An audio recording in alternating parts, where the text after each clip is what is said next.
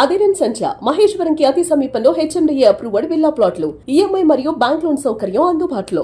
ఉత్తర దక్షిణ భారతాలని కలిపేటువంటి ప్రక్రియ, ముఖ్యంగా తెలుగు రాష్ట్రాలని ఏకం చేసేటువంటి ప్రక్రియ శరవేగంగా సాగుతుంది. 2 తెలుగు రాష్ట్రాల నుంచి 56కి పైగా జాతీయ రహదారులు ప్రయాణం చేస్తున్నాయి. వీటిలో ప్రధానమైనటువంటి రహదారులు అన్నింటినీ కూడా విస్తరించేటువంటి దిశగా అడుగులు చకచకా పడుతున్నాయి. ఇప్పుడు ఒక గుడ్ న్యూస్ ఏంటంటే, హైదరాబాద్ తెలంగాణ రాజధానిగా కాకుండా తెలుగు రాష్ట్రాలకి పెద్ద నగరంగా కనిపిస్తున్నది. అలానే అటువైపు విజయవాడ నగరం, ఈ రెండింటిని అనుసంధానించేటువంటి నేషనల్ హైవే 65 65వ నెంబర్ జాతీయ రహదారిని 6 వరుసల రహదారిగా విస్తరించే ప్రక్రియలో కీలక అడుగు పడింది. ఈ నెలలో డిపిఆర్ కంప్లీట్ అయిపోతే 2-3 నెలల్లో టెండర్స్ ప్రాసెస్ క్లోజ్ చేసే దిశగా అడుగులు పడుతున్నాయి. ఇది జరిగితే ఎలాంటి ప్రయోజనాలు కలుగుతాయి, ఇప్పుడున్నటువంటి రహదారి కంటే ఎంత విస్తారమైనటువంటి వ్యవస్థ వస్తుంది, ఒకసారి విశ్లేషించేటువంటి ప్రయత్నం చేద్దాం. ప్రస్తుతం హైదరాబాద్ విజయవాడ మధ్య ఉన్నటువంటి రహదారి కొన్ని చోట్ల 6 వరుసల రహదారిగా ఉంది, కానీ పూర్తి స్థాయి 6 వరుసల రహదారి కాదు.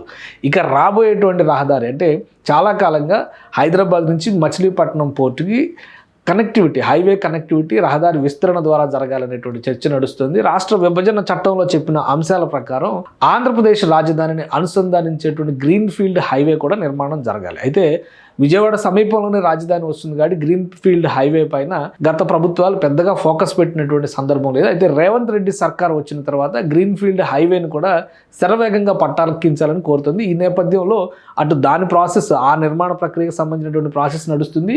ఈ జాతీయ రహదారి విస్తరణ అంశం పైన కూడా ముఖ్యంగా కోమటిరెడ్డి వెంకటరెడ్డి దీని విషయంలో చాలా సీరియస్గా ఉన్నారు. ఈ రహదారి విస్తరణ జరిగితే నల్గొండ జిల్లా, ఉమ్మడి నల్గొండ జిల్లా పరిధిలో డెవలప్మెంట్ కూడా చాలా వేగంగా పెరుగుతుంది అనేటువంటి అంచనాతో ఆయన ఉన్నారు.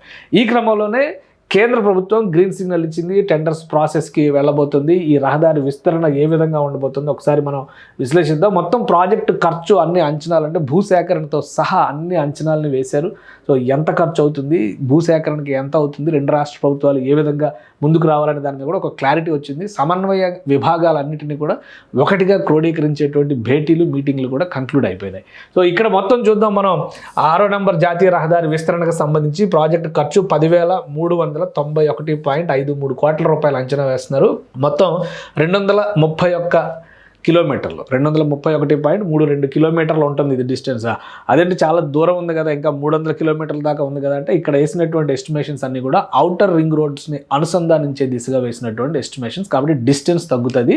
అవుటర్ రింగ్ రోడ్ కనెక్ట్ చేసే వరకు ఈ రహదారి ఏ విధంగా విస్తరించాలనేటువంటి ప్రణాళిక ఇది అనమాట. సో ఇక నిర్మాణానికి సంబంధించి రహదారి నిర్మాణానికి అయ్యేటువంటి ఖర్చు 6,775.47 కోట్లు అవుతుంది.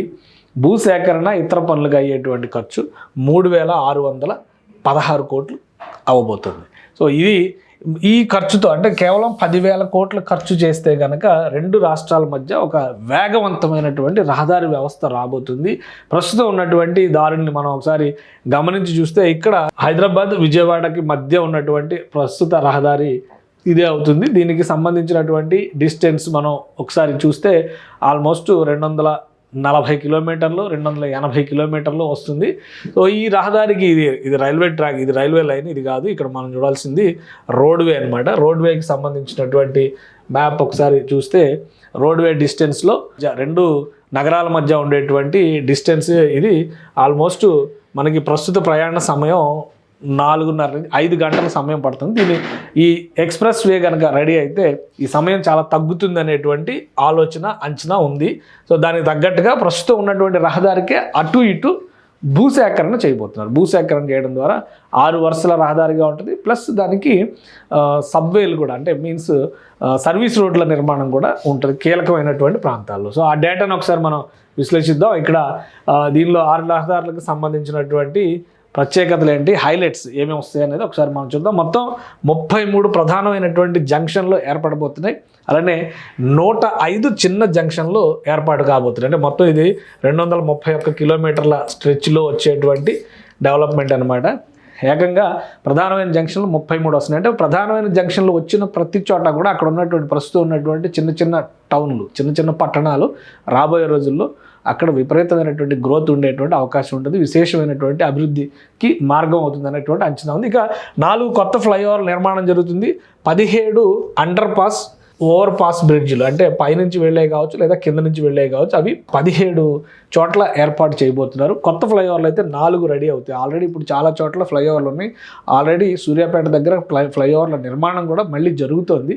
విజయవాడ శివార్లు అంటే నందిగామ కంచికచర్ల మధ్య కూడా మరో కొత్త ఫ్లైఓవర్ నిర్మాణం జరుగుతుంది.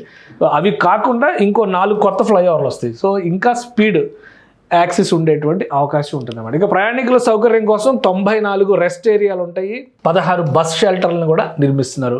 హైవే మీద కొత్త బస్ షెల్టర్లు 16 వస్తాయి. రెస్ట్ ఏరియాలు ఏంటంటే హెవీ వెహికల్స్కి సంబంధించినటువంటివి కావచ్చు, మన ప్రైవేట్ వెహికల్స్ ప్యాసింజర్ వెహికల్స్ వెళ్తాయి కదా, ప్రైవేట్ వాహనాలు వ్యక్తిగత వాహనాలు తీసుకోలేని వెళ్ళేటువంటి వాళ్ళకి ఈ రెస్ట్ ఏరియాల దగ్గర ఫుడ్ కోర్ట్లు ఇట్లాంటివి రావడానికి అవకాశం ఉంటుంది అనమాట.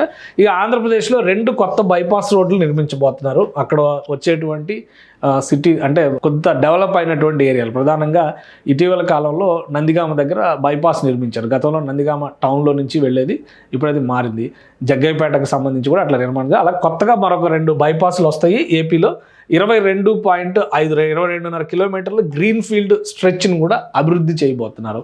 సో ఇవన్నీ కూడా ఈ NH65 డెవలప్మెంట్లో వచ్చేటువంటి కొత్త హైలైట్స్ కింద మనం చూడాలి. ఇక దీనికి పెట్టుకున్నటువంటి టైం లైన్స్ చూస్తే డిపిఆర్ కంప్లీట్ చేసేది నవంబర్ 2025 నాటికి డిపిఆర్ కంప్లీట్ అయిపోతుంది. టెండర్ ఫైనలైజేషన్ మార్చి 2026 నాటికి అవుతుంది. భూసేకరణ ఆంధ్రప్రదేశ్లో 162 హెక్టార్ల భూసేకరణ జరగాలి. మిగతాదంతా కూడా తెలంగాణలో జరుగుతుంది.